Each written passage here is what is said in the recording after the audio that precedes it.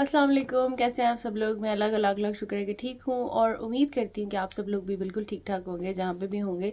तो जनाब, जैसे कि आपने देखा है कि पूरा इंटरनेट, पूरा यूट्यूब जो है वो भरा हुआ है इन न्यूज़ से कि यूके के रूल्स एंड रेगुलेशंस जो हैं वो लोग चेंज कर रहे हैं और उन्होंने डिपेंडेंट वीज़ा के आने के लिए जो है वो भी रिस्ट्रिक्शंस लगा दी हैं। और हेल्थ केयर वर्कर का जो वीज़ा है उसमें भी कुछ चेंजेस आई हैं। तो आज हम उसी पे बात करेंगे कि बेसिकली ये चेंजेस हैं क्या और कौन से 5 पॉइंट्स हैं। बेसिकली ये 5 पॉइंट्स हैं जो कि यूके गवर्नमेंट ने जिनको उठाया है और उनको चेंज करने के बारे में जो ना उन्होंने प्रपोजल्स भेजे। तो आज हम उन्हीं 5 पॉइंट्स के बारे में बात करेंगे क्योंकि मुझे भी काफ़ी ज़्यादा मैसेजेस आ रहे थे और मैं अभी जो है ना इसके बारे में सर्च कर रही थी ताकि आप लोगों को प्रॉपर इन्फॉर्मेशन दे सकूं कि असल में ये क्या है। पहला पॉइंट है वो ये है कि जब हेल्थ केयर वर्कर्स आते हैं तो उनको ऑब्वियसली उनके डिपेंडेंट्स लाने की परमिशन होती है। तो कई लोग साथ ले आते हैं और कई लोग जो है वो बाद में अपनी फैमिलीज़ को जो है अपने साथ बुला लेते हैं। तो उसको उन्होंने कट शॉर्ट करने का प्लान कुछ इस तरह से किया क्योंकि उनके अकॉर्डिंग पिछले साल में 1 लाख हेल्थ केयर वर्कर्स का वीज़ा जो है वो इशू हुआ है और उनके साथ 1,20,000 उनके डिपेंडेंट्स का वीज़ा इशू हुआ है। और उन 1,20,000 में से 25% डिपेंडेंट सिर्फ ऐसे हैं जो कि काम कर रहे हैं और जो कि इकोनॉमी में पार्टिसिपेट कर रहे हैं, जबकि 75% डिपेंडेंट्स ऐसे डिपेंडेंट हैं, ऑब्वियसली उनके बच्चे होंगे, वो डिपेंडेंट्स हैं, या कहीं जो मेल्स आते हैं उनकी वाइफ्स काम नहीं करती हैं, कहीं जो फीमेल्स आती हैं उनके हस्बैंड्स काम नहीं कर रहे होते। तो वो ऐसे डिपेंडेंट्स हैं जो कि उनकी इकोनॉमी में पार्टिसिपेट नहीं कर रहे। इसलिए उन्होंने कहा कि इकोनॉमी पे उसके अकॉर्डिंगली बर्डन है। तो अब उन्होंने ये प्लान किया है कि वो डिपेंडेंट वीज़ा जो हेल्थ केयर वर्कर का है वो स्टॉप करेंगे और उस पर रिस्ट्रिक्शंस लगाएंगे। तो इसलिए उन्होंने अब ऐसा किया, लेकिन इसके लिए कोई अभी प्रॉपर जो है वो डेट नहीं बताई गई कि किस डेट से इसकी इम्प्लीमेंटेशन स्टार्ट होगी, लेकिन सिर्फ उन्होंने इतना बोला है कि नेक्स्ट स्प्रिंग से। सो नेक्स्ट स्प्रिंग मतलब मार्च या अप्रैल में। और चूंकि इनका अप्रैल में जो है वो साल शुरू होता है, इकोनॉमिक जो साल है वो अप्रैल टू अप्रैल चलता है, तो प्रॉबेबली यही समझा जा रहा है कि अप्रैल से जो है वो इनका ये इम्प्लीमेंटेशन हो सकती हैं। तो ज़्यादा जो चीज़ों की क्लियर पिक्चर है वो आपको तकरीबन फरवरी में या मार्च में पता चलेगी कि ये ऊंट जो है वो किस करवट बैठता है। कुछ मुझे तो जहाँ तक यही समझ आई है कि हेल्थ केयर वर्कर के लिए उन्होंने जो डिपेंडेंट्स हम लोग ले आते हैं अपने साथ, जैसे मैं आई हूँ ऑब्वियसली, तो मैं साथ अपनी फैमिली को मैंने बुला लिया है। तो 3 वो लोग हैं और एक मैं हूँ, मेरे वीज़े के ऊपर 3 एक्स्ट्रा लोग हैं। तो उसमें से ऑब्वियसली काम सिर्फ मेरे हस्बैंड कर रहे हैं, तो जो 2 बच्चे हैं मेरे, तो वो तो काम नहीं करेंगे ना। तो इस तरह से उन्होंने शायद उसको देखा है कि कुछ इस तरह से इकोनॉमी पे बर्डन पड़ता है हेल्थ केयर वर्कर के वीज़ा पे। और यही एक ऐसा वीज़ा है जिसमें इतनी ज़्यादा फैसिलिटी थी कि लोग अपने डिपेंडेंट्स को ले आते थे, नर्सेज, डॉक्टर या कोई भी हेल्थ केयर प्रोफेशन होता था। इससे रिलेटेड उन्होंने जो एक चीज़ ये भी बोली है कि चूंकि जब इतने ज़्यादा डिपेंडेंट्स आ जाते हैं तो इकोनॉमी पे बर्डन पड़ जाता है, तो हम फिर हेल्थ केयर वालों को वो फैसिलिटीज़ नहीं दे पाते। तो उसके लिए भी उन्होंने एक पॉइंट ये भी उठाया कि हेल्थ सेक्टर को सपोर्ट करने के लिए तो जो लोग इमिग्रेंट्स हैं या जो लोग विजिट वीज़ाज पे आए होते हैं या जिनके फैमिली वीज़ा चल रहे होते हैं, उनकी एक IHS फीस होती है जो कि हेल्थ इंश्योरेंस ईयरली उनकी चलती है। वो पहले थी 600 समथिंग पर ईयर, तो अब उन्होंने ये कहा है कि वो उसको इंक्रीज करके 1200 और समथिंग 1300 समथिंग जो उसको कर देंगे, यानी 66% उसको इंक्रीज वो हेल्थ केयर इंश्योरेंस की जो फीस है। जो लोग इमिग्रेंट्स हैं या विजिट वीज़ाज पे होते हैं तो उनको ईयरली ये फीस देनी पड़ती है जो कि NHS के लोगों को नहीं देनी पड़ती। जैसे मैं हूँ, मेरी फैमिली यहाँ पे आई है, तो मुझे मेरी फैमिली की कोई हेल्थ इंश्योरेंस फीस ईयरली नहीं देनी पड़ती, लेकिन दूसरे लोग अगर दूसरे डिपेंडेंट्स को आते हैं तो उनको जो है वो देनी पड़ती है। इससे जो इनकम हमें आएगी वो समथिंग 1.3 बिलियन के करीब है, तो वो हेल्थ सेक्टर में यूज़ करेंगे। इससे वो हो सकता है कि सैलरीज में इंक्रीज करें या कुछ भी करें। बात ये उन्होंने की है कि जो शॉर्टेज ऑक्यूपेशन लिस्ट है उसको ये लोग रिव्यू करेंगे और स्प्रिंग तक ये उसके अंदर रिफॉर्म्स करेंगे। जैसे उनके ख्याल में कई ऐसे प्रोफेशन हैं जो those who are not anyone in the shortage occupation list, तो उनको शॉर्टेज ऑक्यूपेशन लिस्ट में नहीं होना चाहिए। तो उसके लिए भी वो उस पर रिफॉर्म्स कर रहे हैं और नई शॉर्टेज ऑक्यूपेशन लिस्ट जो है आप उसमें देखेंगे कि काफ़ी ज़्यादा प्रोफेशन जो है ये लोग निकाल देंगे उसमें से, उसको छोटा कर देंगे, उनकी बेसिस पे फिर जो वीज़ाज़ मिलते थे वो फिर नहीं मिला करेंगे। ये तीसरा चेंज है जो उन्होंने प्रपोज़ किया है या जो उन्होंने अनाउंस किया है कि वो नेक्स्ट स्प्रिंग तक इसकी इम्प्लीमेंटेशन करेंगे। चेंज है वो ये है, वो स्टूडेंट्स के लिए है। जैसे उन्होंने, आपको जैसे पता है पहले ही काफ़ी 2-3 महीनों से ये खबर चल रही थी कि अभी सितंबर में जो स्टूडेंट का इंटेक आया है ये लास्ट बैच आया है जो कि डिपेंडेंट्स को अपने साथ ला सकता था या बुला सकता था। इसके बाद जो भी बैच आएगा वो अपने डिपेंडेंट्स को साथ नहीं ला सकेगा। ये लास्ट मास्टर का बैच आया था जो आया था। तो अभी उसमें उन्होंने यही कहा है कि हमने ऑलरेडी इसकी इम्प्लीमेंटेशन कर दी है।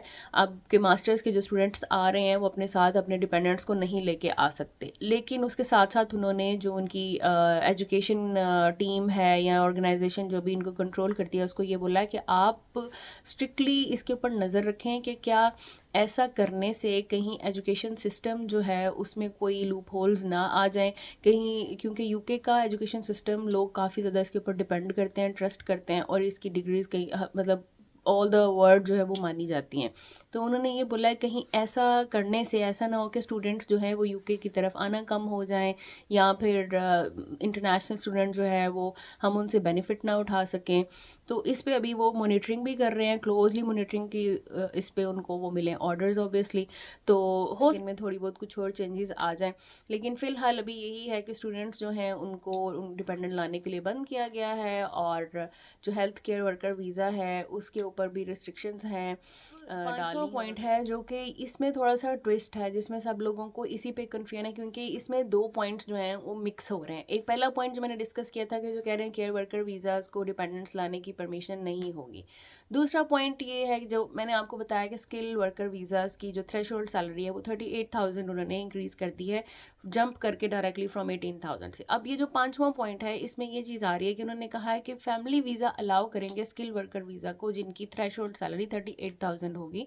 तो ऑब्वियसली वो उन्होंने थ्रेशोल्ड सैलरी फिक्स कर दी है। लेकिन उन्होंने पिछले पॉइंट में साथ ये भी बोला कि एनएचएस एक्सक्लूडेड है इसके अंदर से, यानी जो एनएचएस के लोग हैं वो इसके अंदर शामिल नहीं होंगे। तो अब ये चीज़ों की लोगों को कन्फ्यूजन है कि हो सकता है कि एनएचएस के लोगों को फिर भी हेल्थ केयर वर्कर्स हैं उनको लाने की परमिशन हो फैमिलीज़ को। लोग ये भी कह रहे हैं कि शायद एक डिपेंडेंट को लाने की परमिशन हो और सुनने में ये भी आ रहा है कि शायद अकॉर्डिंग टू जितनी आपकी सैलरी है, जैसे पहले मिनिमम सैलरी थी 18,000 जिस पे फैमिली ला सकते थे आप, तो हो सकता है कि उसमें कुछ ऐड कर दें कि अगर आपने एक डिपेंडेंट को लाना है तो आपको इतनी सैलरी होनी चाहिए, 2 डिपेंडेंट को लाना है तो आपकी इतनी सैलरी होनी चाहिए। तो कुछ नहीं कहा जा सकता अभी क्योंकि चीज़ें बिल्कुल भी क्लियर नहीं है, इसलिए ऑब्वियसली परेशानी की बात है। मैं ये नहीं कह रही कि परेशानी की बात नहीं है जिन लोगों ने प्रोसेस शुरू किया हुआ है और जो ऑलरेडी एक इंसान अपने प्लान करके बैठा हुआ होता है। तो जब चीज़ें इस तरह से एकदम से आपको लगे कि बीच में रुक रही हैं या कहीं पे हर्डल आ रहा है तो इंसान परेशान हो जाता है। लेकिन आप परेशान ना हो, अल्लाह कोई ना कोई बेहतरी होगी इंशाल्लाह ताला।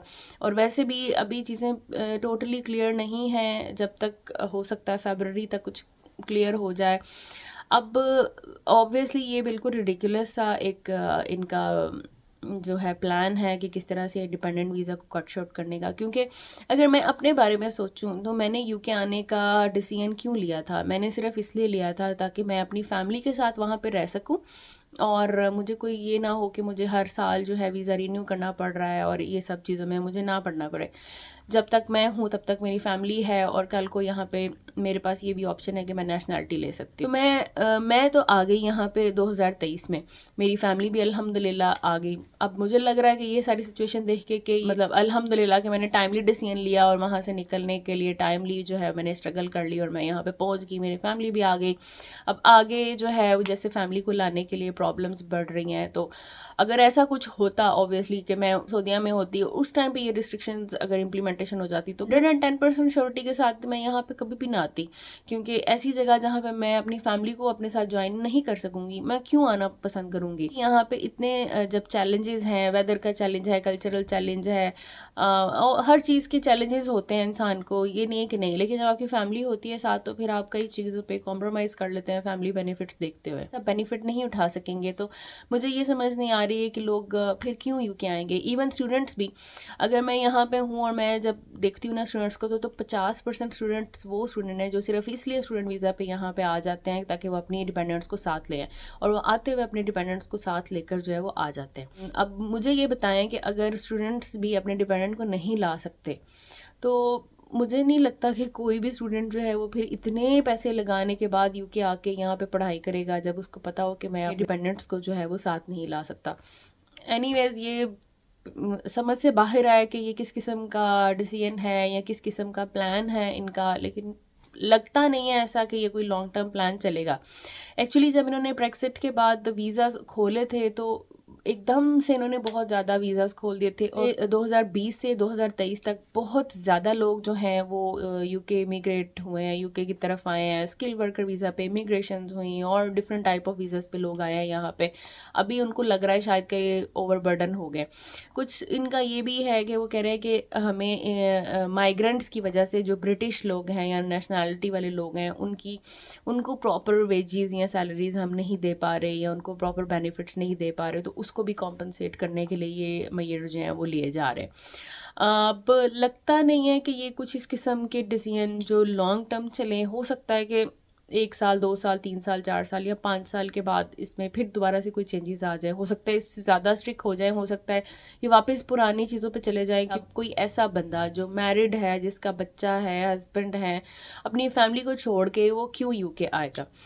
अगर यूके आने के बाद भी अब अपनी फैमिली को नहीं रख सकते एज अ डिपेंडेंट, अगर मतलब आपको विजिट वीज़े पे ही रखना है, तो फिर ऑब्वियसली यहाँ पे आने का कोई पॉइंट नहीं रह जाता अगर आपकी फैमिली आपके साथ नहीं है। तो अब देखें, अगर कोई चेंजेस हुई, अपडेट्स हुई तो मैं आपके साथ ज़रूर शेयर करती रहूँगी इंशाल्लाह। और ये वो चीज़ें जो मुझे समझ आई थी, मेरे ख्याल में कि इसी तरह से ये चीज़ें हैं। अगर नेक्स्ट मंथ्स में कोई ज़्यादा क्लेरिफिकेशन इन पे आती है तो फॉर श्योर मैं आपके साथ शेयर करूँगी। जाते जाते उन लोगों के लिए जो लोग प्रोसेस कर रहे हैं, जो आ चुके हैं लोग यूके में और वो सोच रहे हैं कि वो अपनी फैमिली को अगले साल बुलाएं या 7 महीने बाद या 8 महीने बाद बुलाएं, तो उनके लिए एडवाइस ये है कि आप अपनी फैमिली का प्रोसेस मार्च से पहले करवा लें, ताकि आपका मतलब मार्च के बाद या अप्रैल के बाद अगर ये रूल्स अप्लाई होते भी हैं तो फिर आपकी फैमिली एटलीस्ट आपके साथ जो लोग हैं एटलीस्ट वो तो मेजर्स कर लें, अपनी फैमिली को बुला लें। कुछ भी करें, थोड़ा सा हार्ड टाइम गुजारें फाइनेंशियली, ऑब्वियसली इतना समटाइम इंसान स्टेबल नहीं होता कि ये सब चीज़ें एकदम से कर सके, लेकिन कुछ भी करें और अपनी फैमिली को जो है ना अपने पास बुला लें ताकि आपको बाद में ये चीज़ें फेस ना करनी पड़े।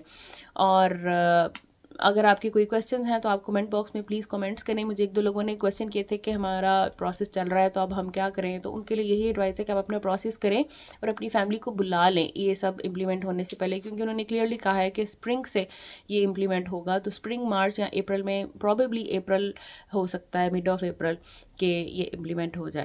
तो आपसे इंशाल्लाह ताला मुलाकात होती है नेक्स्ट वीडियो में। तब तक के लिए अल्लाह हाफिज़, tata, take care, bye bye.